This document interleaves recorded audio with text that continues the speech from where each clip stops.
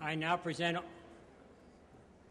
honorary degree recipient Mary Higgins Clark to share her thoughts with the graduating class.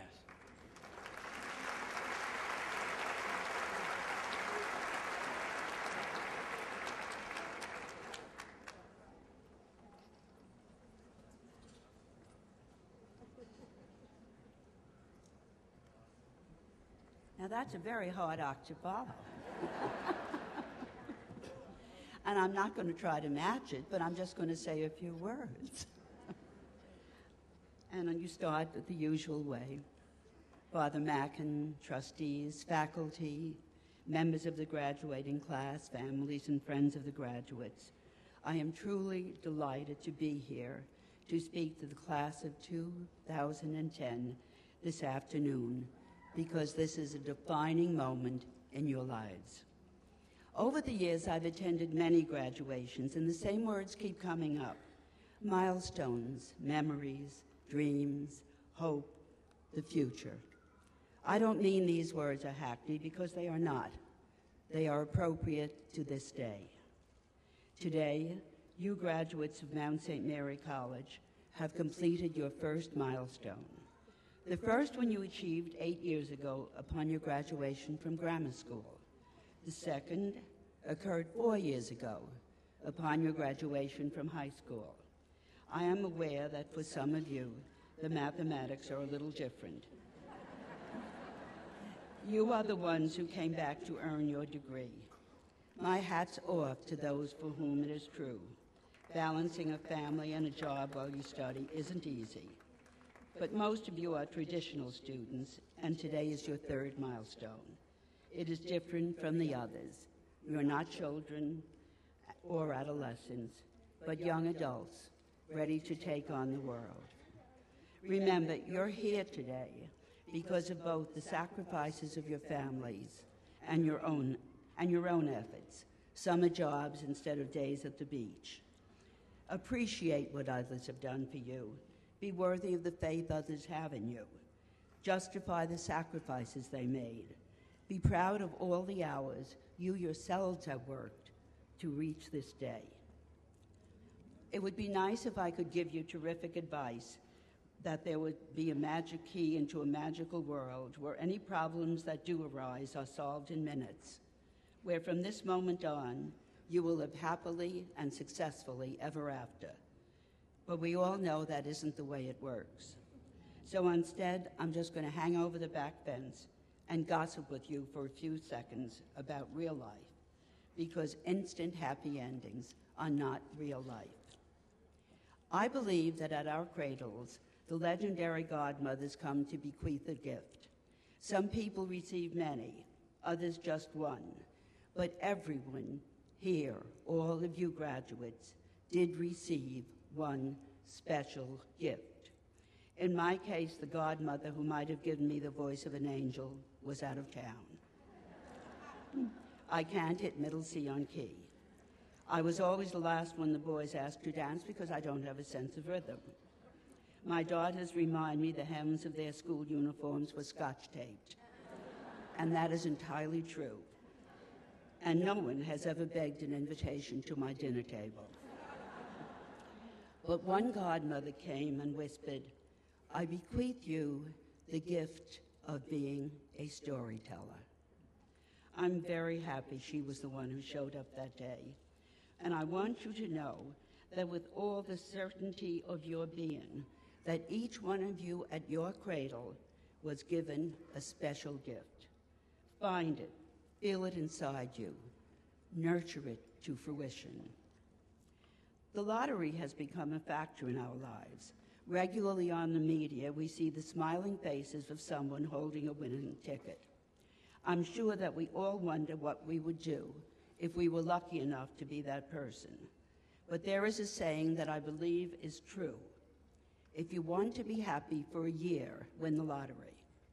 If you want to be happy for life, love what you do.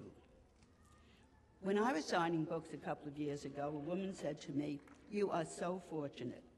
You've had a lot of problems. Your father's early death when you were a child, your husband's early death, the struggle to raise and educate 5 children, I waited for the punchline. You see, she explained, I've been very fortunate. My parents were wonderful. We grew up in a comfortable home. My husband does very well, and we love one another so much, and we have great kids. But I haven't experienced enough problems to do anything to write about. My heart did not bleed for her. But she did have a point. We don't want problems, but they do strengthen us. They force you to be on your toes, to overcome obstacles. My books usually start with a prologue, or foreshadowing of what's going to happen later. Today, you are starting, each of you, to write your own suspense novel. It's called The Rest of My Life. By your choice of what you will be doing in September, you have already written the prologue. Did you choose medical school? Are you going for your MBA? Are you planning to become a Juris Doctorate? Have you felt a call from God to follow him in a vocation? Whatever your choice, your prologue is written. When I begin to plan a book, I don't know exactly who the protagonist is, but I do know that he or she will be a person who combines faith, optimism, intelligence, generosity, and a good sense of humor. Let's touch on the subject of humor.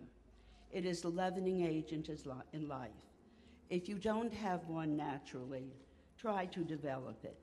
When everything piles up on you, the ability to laugh at fate or at yourself is a cure for both body and mind. I always give my protagonist a good friend, a body who will rejoice with them when the sun is shining and be there for them when the sky is falling in. That buddy may be a parent, a sibling, a lifetime pal, but I want all of you to have that kind of person in your life. In some novels, we have what the writers call the love interest, the person who may share your life with you. Some of you may have already met that person. Many others will find him or her along the way. When any writer begins a novel, the early pages seem to take forever. Then at some point, they move at a quicker and quicker pace. Any novel worth its salt has downward steps, problems that arise need to be solved.